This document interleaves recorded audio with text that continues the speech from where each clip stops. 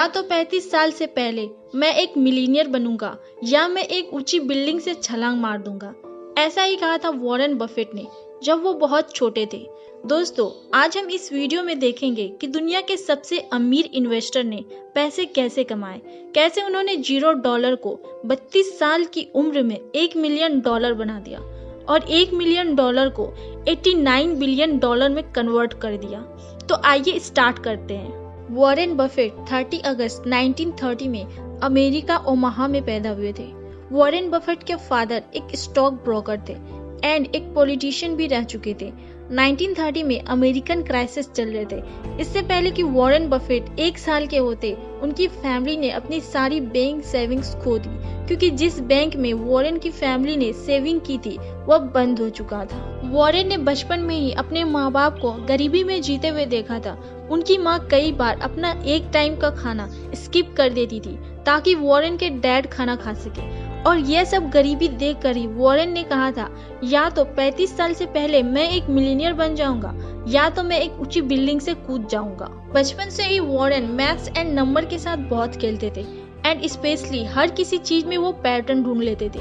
बचपन में वो अपने घर के सामने सारी गाड़ियों के नंबर देखते थे एंड उसे अपनी कॉपी में नोट करते रहते थे, और वह यह देखते थे कि कौन सी कार सबसे ज्यादा उनके घर के सामने से गुजरती है। एक बार वॉरेन ने देखा कि एक आदमी उनके घर के सामने दुकान पर लगी मशीन से कोल्ड ड्रिंक निकाल रहा है और उस मशीन में कोल्ड ड्रिंक के ढक्कन पड़े हैं।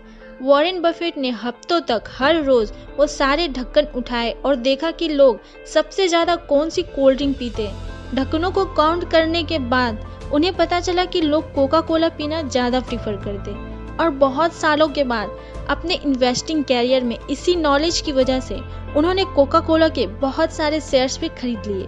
जब वॉरेन बफेट 10 साल के थे एंड लाइब्रेरी में बुक पढ़ रहे थे तो उन्हें एक बुक दिखाई दी जिसका टाइटल था 1000 तरीके $1000 कमाने के।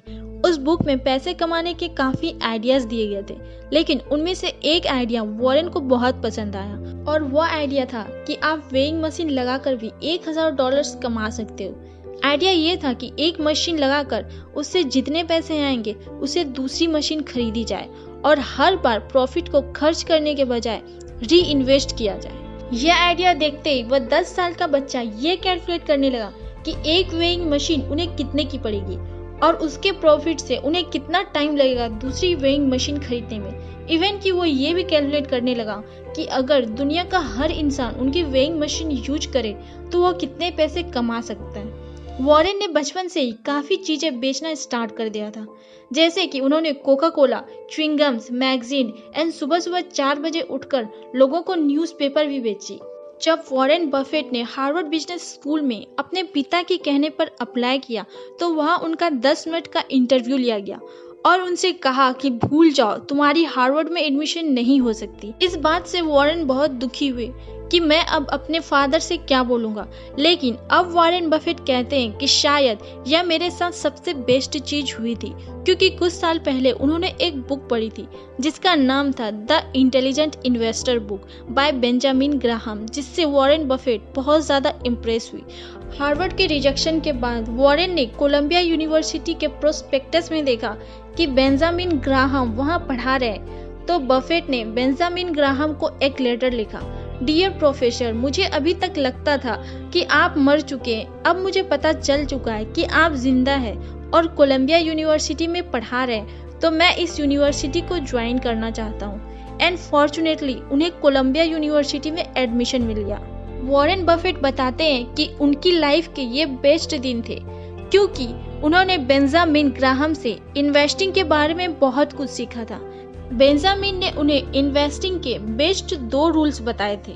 रूल नंबर 1, अपने इन्वेस्टमेंट के पैसों को कभी रिस्क में ना डालो, यानी never lose money. And rule number 2, never forget rule number 1। Warren Buffett ने एक बहुत इंपॉर्टेंट कॉन्सेप्ट बेंजामिन से सीखा था, वो था वैल्यू इन्वेस्टिंग, यानी कंपनी को उसकी वैल्यू के प्राइस के अकॉर्डिंग खरीदना चाहिए, ना कि उसकी प्रेजेंट मार्केट वैल्यू के अकॉर्डिंग।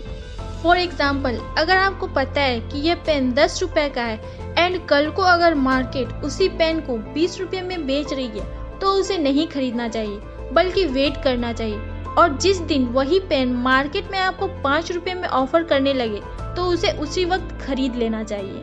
और जैसे ही मार्केट दोबारा उस पेन को 10 रुपए में बेच रही हो तो आपको भी वो खरीदा हुआ पेन मार्केट में दोबारा 10 रुपए में बेच देना चाहिए एंड प्रॉफिट कमा लेना चाहिए।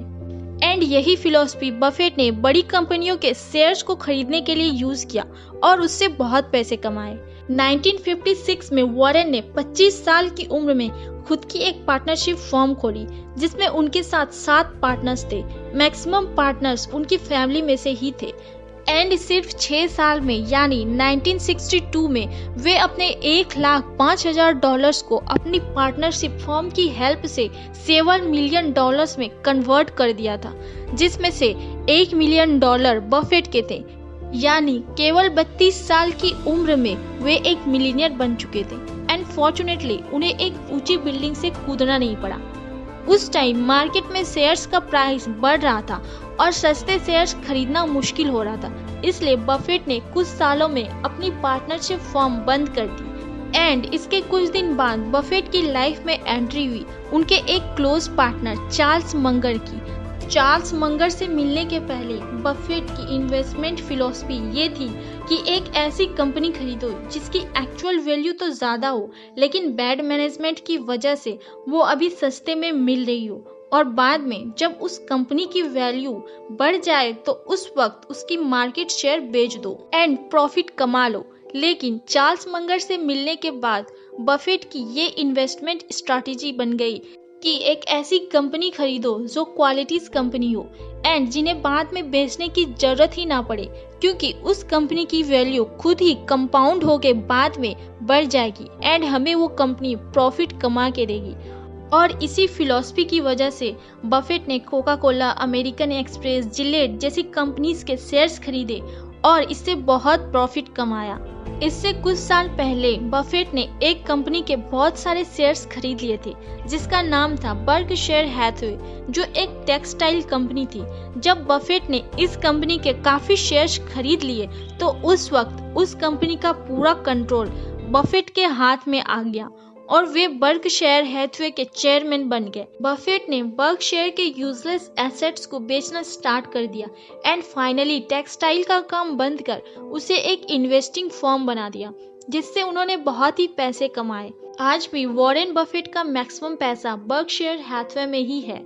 दोस्तों, वॉरेन बफेट ने एक ऐसा सिंपल आइडिया लिया, कंपाउंडिंग, और उसे पूरी लाइफ फॉलो किया और आज 2020 में बफेट की नेट वर्थ $89 बिलियन के करीब है।